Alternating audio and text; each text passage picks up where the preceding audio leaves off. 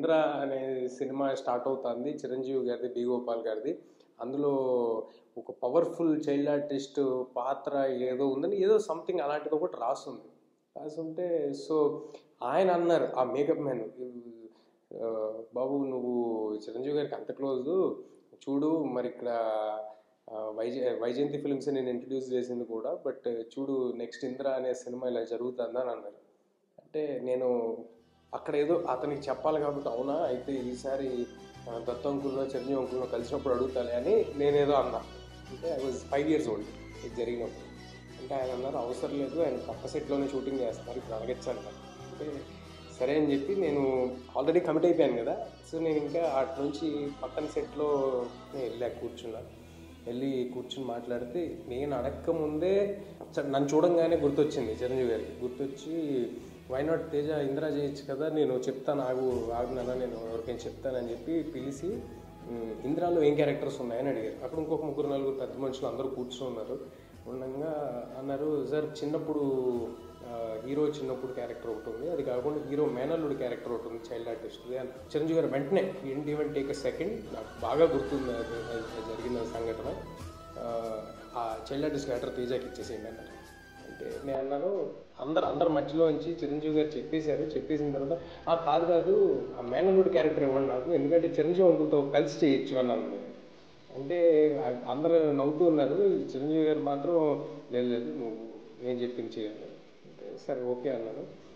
ఆ రోజు ఆయన అన్న మాట, ఆయన ఇచ్చిన అవకాశం ఇవాళ నా కెరియర్నే మార్చేసింది. One of the biggest hits of Telugu సినిమాలో, ఒక కల్ట్ క్లాసిక్ లాంటి ఒక తెలుగు సినిమాలో అంత గొప్ప అవకాశం, అంత గొప్ప క్యారెక్టర్ నాకు తెలిసి వేరే ఏ చైల్డ్ ఆర్టిస్ట్కి అలాంటి ఒక అవకాశం వచ్చి ఉండదు. ఈ పొద్దు ఈ కుర్చీలో కూర్చోడానికి ఒక్క మగోడు లేడా?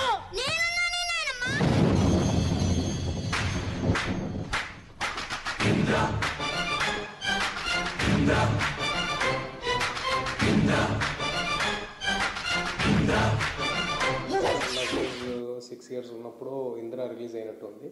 సో నేను అప్పుడు జరిగిన యుఫోరియా, సినిమా చుట్టూ ఉన్న హడావిడి, లేకపోతే నా దానికి వచ్చిన అప్లాజ్ నాకు అప్పుడు అర్థం కాలేదు. తర్వాత ఇయర్స్ లేటర్ ఎంతోమంది ఇప్పుడు డైరెక్టర్స్గా ఉన్నోళ్ళు, ఇప్పుడు పెద్ద పెద్ద డైరెక్టర్స్ చాలామంది మేము ఇంద్ర చూసి ఇన్స్పైర్ అయ్యాం, అప్పుడు తేజ తెలుసా, మేము నిన్ను చూసి ఏమనుకునే వాళ్ళమో తెలుసా అని ఇప్పుడు చెప్తుంటారు. సో ఎంతోమందిని ఇన్స్పైర్ చేసిన film Indra. One memorable experience on Indra is, ఏదైతే నేను వచ్చి కత్తి పట్టుకుని ఆ వాక్ అదంతా ఏదైతే ఉందో నాకు బాగా గుర్తు.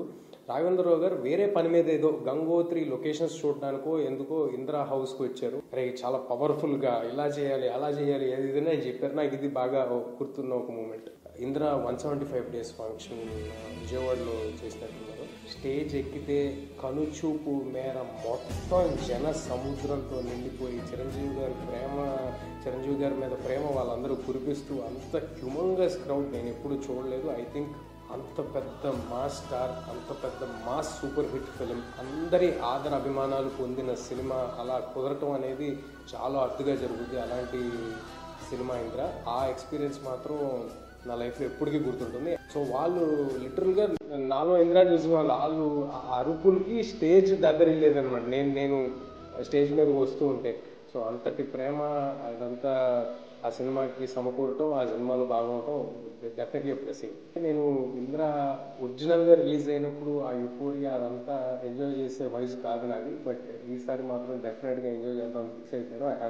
I have big plans to watch the film in theatre and I'm very, very excited. Wishing a very, very happy birthday to my dearest megastar, my inspiration, Chiranjeevi Gariki.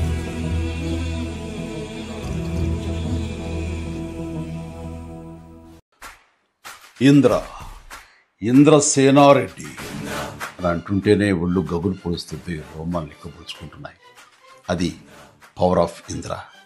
అలాంటి పవర్ఫుల్ సినిమా, పెద్ద success సాధించిన cinema Indra.